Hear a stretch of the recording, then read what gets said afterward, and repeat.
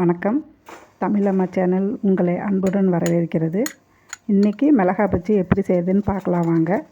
அதுக்கு உருளைக்கிழங்கு வேக வச்சு நல்லா மசித்து எடுத்துக்கோங்க.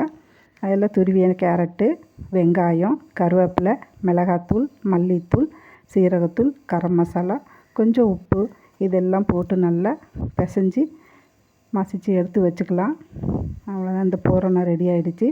அதுக்கப்புறம் மிளகாயை எடுத்து சென்டரில் கீறி விட்டு உள்ளே இருக்கிற விதையெல்லாம் எடுத்துடலாம். உள்ளே இருக்கிற விதையெல்லாம் எடுத்துட்டு இந்த செஞ்சு வச்ச பூரணத்தை இதுக்குள்ளே நல்லா போட்டு நல்லா ஃபில்லப் பண்ணி விட்டு நல்லா க்ளோஸ் பண்ணி இது தனியாக வச்சுக்கலாம். இது ரெடி ஆகிடுச்சு. இப்போது அதுக்கு அடுத்தது மாவு ஒன்று ரெடி பண்ணணும்.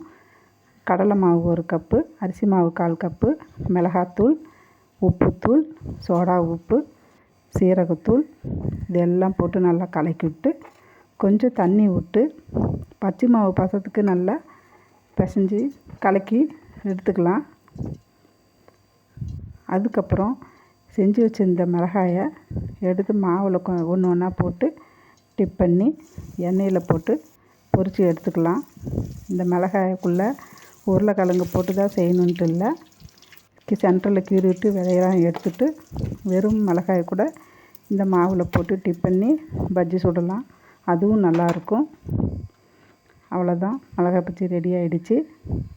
பாருங்கள், சூப்பராக இருக்கும், நல்லா மொறுமொறுன்னு. வாங்க, எல்லோரும் சாப்பிட்லாம் வாங்க. நன்றி.